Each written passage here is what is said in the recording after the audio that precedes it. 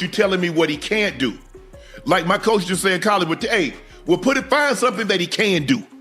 See, you keep telling me what Shedeur can't do. Well, your job as a coach is to put players in position and find something that they can do. I'm telling you right now, Shedeur Sanders proves he's more than capable enough to lead this team to the playoffs, possibly the Super Bowl. I am downright saying that right here, right now. Lead this team to the playoffs and possibly. But I thought the guys did a really nice job of Shedeur and operating, the guys making plays. So, again, a ton to teach off. Nobody saw this coming. Not the fans in the stands, not the analysts in the booth, and certainly not the Browns coaching staff. In just one preseason game, Shedeur Sanders went from promising rookie to the name every NFL fan couldn't stop talking about. And the way it happened? That's where the shock really begins. When Sanders stepped onto the field for his very first NFL preseason snap, expectations were modest. Sure, the Browns had heard about his arm talent, his poise under pressure, and that undeniable swagger inherited from his Hall of Fame father. But the NFL is a different animal. It chews up rookies and spits them out. And yet, instead of looking overwhelmed, Sanders didn't just survive. He owned the moment. Lack of enthusiasm because it's viewed that Stefanski did not pick Shedeur Sanders. Then Andrew Berry did not pick Shedeur Sanders. And I prescribe to that. I do. I subscribe to that. Prescribe to it, subscribe to it. Whatever scribed you can get, I believe this was Jimmy Haslam's pick. From his opening drive, he commanded the huddle like a seasoned pro, making lightning-fast reads, shifting protections before the snap, and firing darts into windows so tight most veterans wouldn't dare. Over the course of 3 quarters, he stacked up well over 100 yards, threw 2 touchdowns, and maybe most importantly, made it look effortless.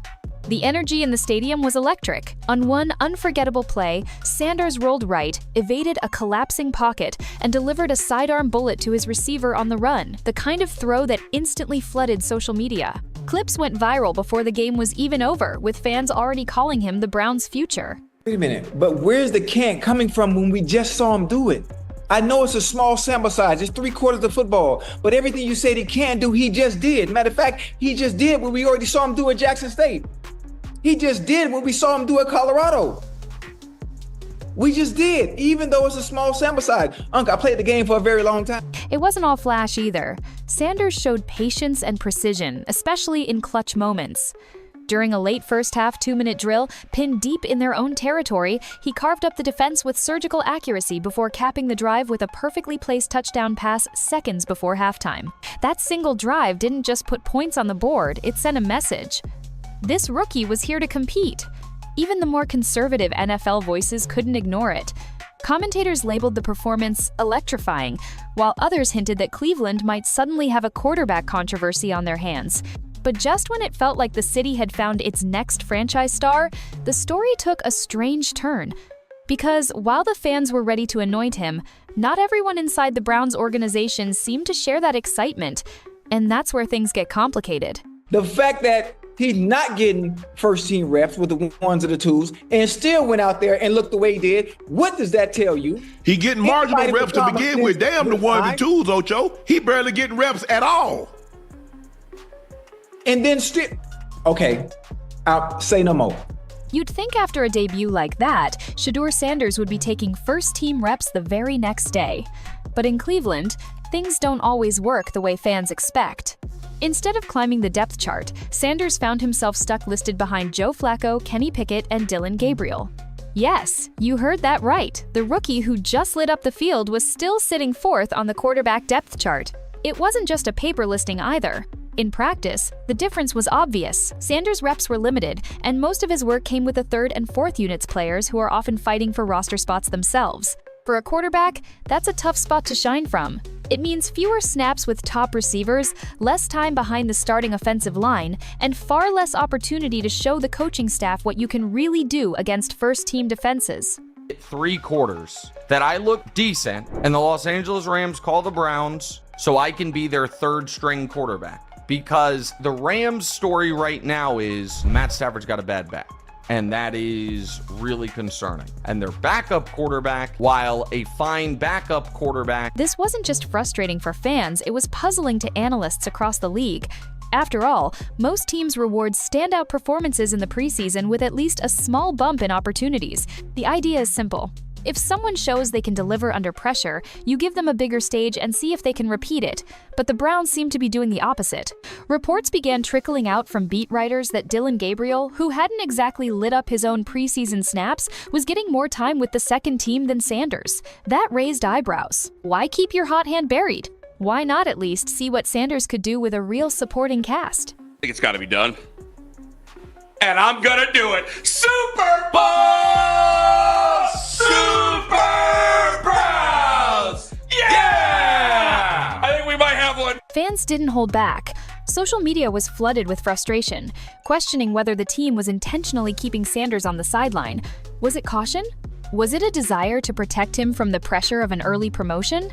Or was there something else going on behind the scenes? The whispers started. Some insiders suggested this wasn't really about football at all.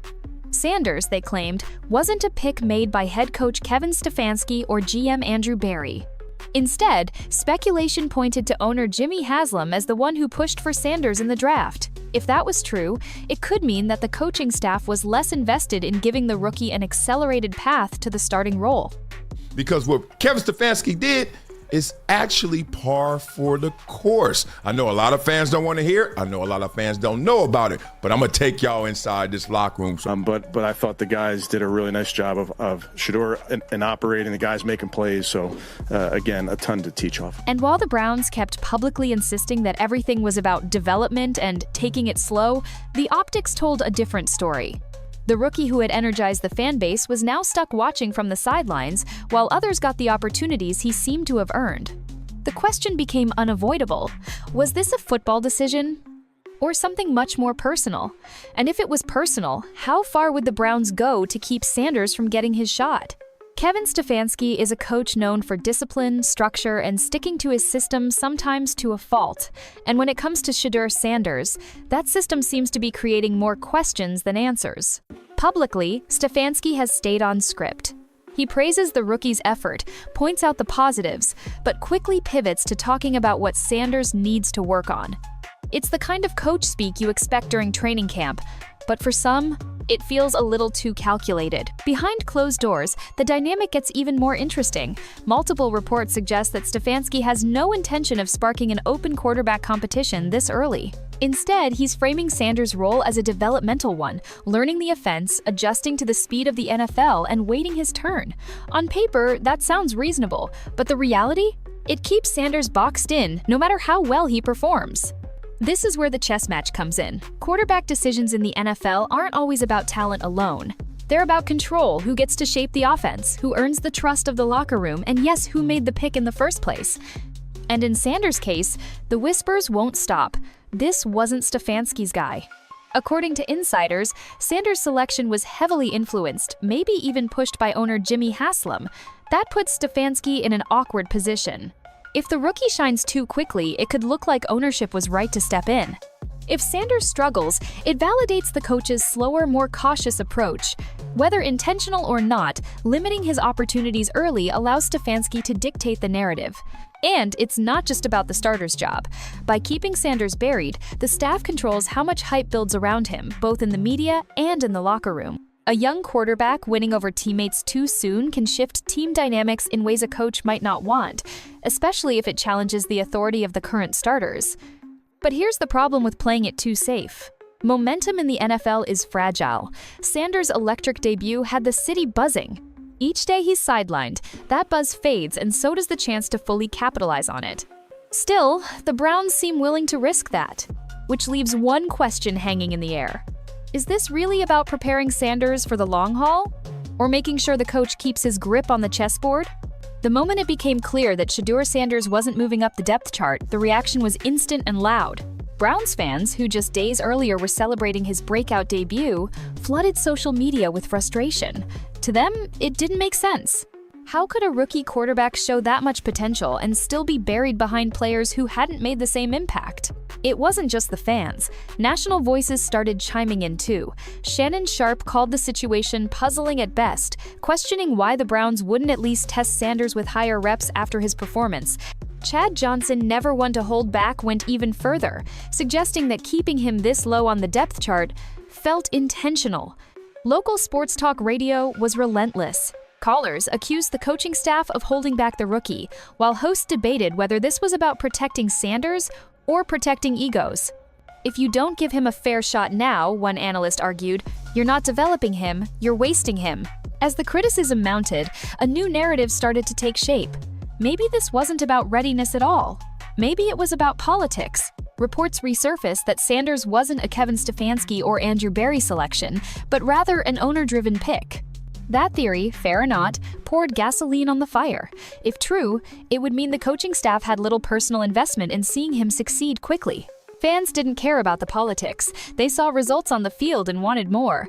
Hashtags calling for Sanders to start or at least get more meaningful reps began trending in Cleveland sports circles. Some even pushed for a trade, arguing that if the Browns weren't going to use him, they should send him somewhere that would. The Browns, for their part, stayed quiet.